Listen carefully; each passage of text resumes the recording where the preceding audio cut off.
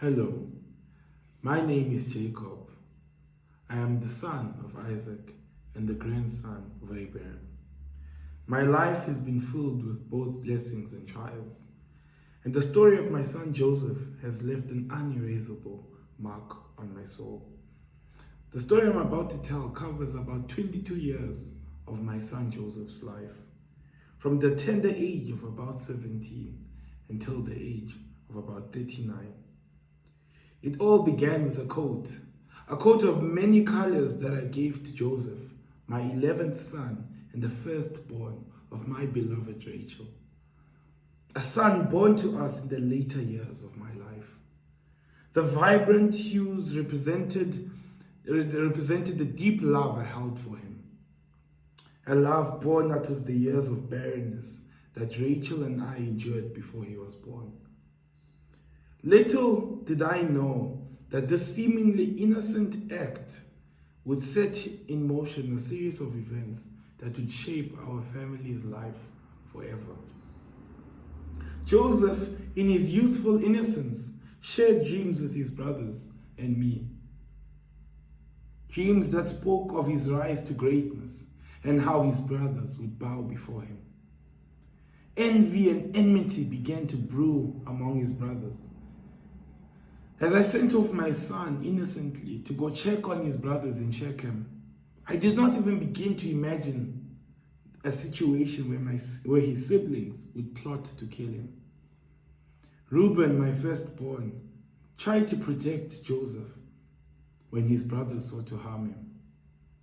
But alas, the deed was done, and my heart shattered when they presented Joseph's blood-stained coat, leading me to believe a wild animal had devoured my dear son's life.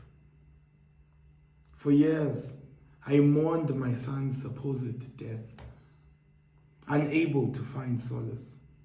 Little did I know that he was alive, sold into slavery in Egypt. The idea of selling him to the Ishmaelites was an idea that came from his brother Judah. In the land of the Nile, he faced many trials and triumphs that would mold him into a great man of great wisdom and virtue. All of this behind the scenes was the providence of God without me knowing. And you'll understand a little later why I say so.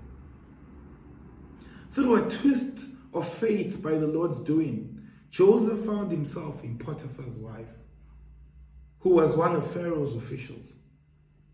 And there he rose to a position of authority. He was a trustworthy servant who shunned away all the temptations that came his way as a result of his position. And above all, my son did not want or did not desire to sin against the Lord his God. However, his pursuit to live an honest life before God led to false accusations being made against him by Potiphar's wife. And these accusations eventually led to his imprisonment. Once again, my heart ached for the suffering of my son. But even in the darkest dungeons, the light of God's plan shone, and Joseph's prison warden trusted him and made him chief administrator. And then eventually, his gift of interpreting dreams caught the eyes and the attention of Pharaoh himself. But before all this happened, before his exaltation, he was betrayed by Pharaoh's cupbearer, who had forgotten how he had helped him in his time of need. And as a result, my son spent a further 2 years before the cupbearer remembered him. Eventually, Pharaoh's dream of famine and plenty were revealed to my son Joseph. And as a result, he rose to become the second in command of all of Egypt. My son was living a new life in Egypt that was filled with abundance and fruitfulness, to the point where he had even forgotten the pain that his brothers had caused him in the past. As the years passed, the famine that Joseph foresaw gripped our nation, And desperate for food, I sent 10 of my other sons to Egypt. Unknowingly, they were standing before their long-lost brother. The reunion was nothing short of miraculous. It all started with a series of stressful events, beginning with Joseph accusing them of espionage, then followed by him questioning their trustworthiness, imprisoning them for 3 days, and then requesting that they bring their younger brother before him. I had already lost one of my sons, and I was not prepared to lose another one. I was very hesitant to send my youngest son, Benjamin, to Egypt, but I had no choice since we were still in a state of severe famine. And the only place where we could find food was in Egypt. I then sent my sons back to Egypt to double the money from the previous trip, as well as some products that were not affected by the famine in Canaan, hoping that this gesture would be received well by Joseph. By God's grace, all went well upon their arrival in Egypt, and after a final test by Joseph, he eventually revealed himself to his brothers. Forgiveness flowed from Joseph's lips, and forgiveness that mirrored the mercy of the Almighty. Our family, torn apart by jealousy and deceit, was brought back together by divine providence. The news that Joseph was alive was almost too much for my aching heart to bear. I could not believe them when they told me that he was alive. And I only believed it when I received the wagons that he had sent for me. The prospect of seeing him again propelled me forward, and I immediately set and prepared myself for the journey. The Lord then appeared to me in a dream and reassured me with remarkable pledges. These assurances included a commitment to establish a great nation for me. He promised to accompany me to Egypt and to return me back to Canaan. And he lastly promised me that my son Joseph would close my eyes when I die. We head forward to the journey, and eventually we arrived in Egypt. And Joseph embraced me with a love that surpassed even my fondest memories.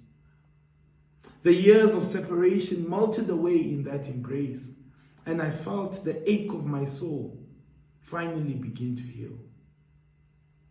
In Egypt, my family flourished, settling in the land of Goshen, where we were granted relief from the famine that ravished other nations. In my old age, surrounded by my sons and their families, I marveled at the tapestry of our lives, woven with the threads of pain, loss, and redemption. It came a point where I stood before Pharaoh himself, and I blessed him. When inquired about my age, I replied to him that the years of my pilgrimage are 130. I regarded those years as a few and difficult years, and you wouldn't be surprised why, as I've shared. I acknowledged that they did not match the length of my father's pilgrimage, nor did they reach the length of my grandfather, Abraham, who lived to be 175 years old. At this moment, I contemplated the covenant concept, viewing life as a journey toward a city crafted and built by God. Following the utterance of a second blessing, I took my leave from Pharaoh's presence. As my days drew to a close, I was now at the tender age, if you'd like, of 147 years old. I first called Joseph to swear that he would promise to bury me in Canaan. After that event, Joseph called his two sons, and I imparted to them promises, beliefs, and hopes given to me and my patriarchs by God, so that they would remember that Egypt is not their home. I wanted to show them what their role in God's covenant would produce, that generations would look to them as examples of what it meant to be blessed by God. I gathered my sons around me to pronounce blessings upon them. Each blessing carried the weight of years of joy, sorrow, and the unwavering faith that had sustained us through trials.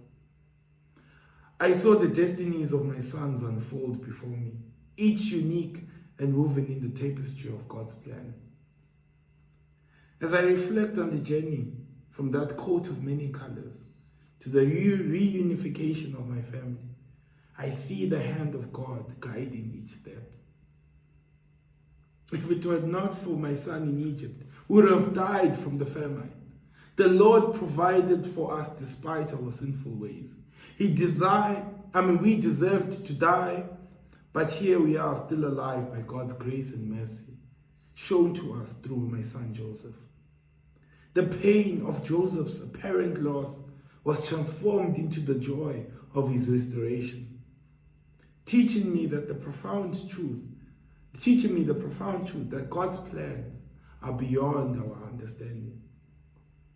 Through it all, I am grateful for the mercy that weaves its way through the generations, reminding us that even in our brokenness, there is hope and redemption.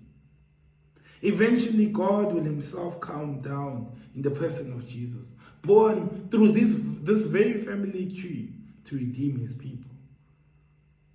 He will redeem his people from the consequences of their own sinful ways and hopefully return them back to Eden. As my eyes closed for the last time, I rested in the assurance that the God of Abraham, Isaac, and Jacob would continue to watch over and guide the generations that would follow. The story of our family, marked by forgiveness, reconciliation, and divine providence, echoed through the corridors of time, a testament to the enduring grace of the Almighty God. So now I'm going to quickly give a reflection of my experience, having shared the story. And reading and researching about this story through the eyes of Jacob has been quite an eye-opener. I had no idea how central Jacob was in the story of Joseph and the impact that he had on Joseph's life. Jacob was truly a man of faith, and he truly depended on God. And his devotion to his family is truly inspiring. The setting in which I told the story was to my wife, who's behind the camera. I had the manuscript, as you can see, in front of me, because this is quite a long story and it would be quite difficult to remember every detail. And I do hope to share the story with my youth and kids group as time goes, since I didn't get the opportunity to do it now, since they're on holiday. And yes, I've come to the end of everything.